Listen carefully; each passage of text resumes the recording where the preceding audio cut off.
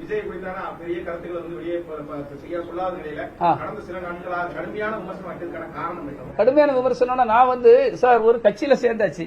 இனி ஒண்ணு எனக்கு எதிராக அவர் ஆள் வச்சு பண்ணிட்டு இருக்காரு புசி ஆனந்த் என்னை பற்றி விமர்சனம் பண்ணுவதற்கு. அதாவது நீங்க என்னன்னா மக்களுக்கு பணியாற்றுங்கள், ஏழை எளிய மக்களுக்கு பணியாற்றுங்கள். இந்த இளைஞர்களுக்கு நல்ல வாய்ப்புகள் கொடுத்து, இந்த இளைஞர்களுக்கு தன்னார்வத்தை கொடுத்து அவர்கள் வாழ்க்கையில் உயர வேண்டும் என்று நீங்க பண்ணி கொடுக்கணும். அவங்களை தவறான வழியில் திசை திருப்பி கமாண்ட் போட வைக்கிறது, தப்பா பேச வைக்கிறது, அசிங்கமா பேச வைக்கிறது, இந்த மாதிரி பாலிடிக்ஸ் பண்ணீங்கன்னா நிச்சயமாக பாண்டிச்சேரிக்கு சீக்கிரம் உங்களை நீங்கள் துரத்தப்படுவீர்கள். மக்கள் நீதி மையத்தில் இல்ல, அதான் திரும்ப உங்களுக்கும் சொல்ல நீங்களும் தெரியாது. சமூக வலைத்தளங்களுக்கு இப்ப நான் பதில் சொல்றேன்.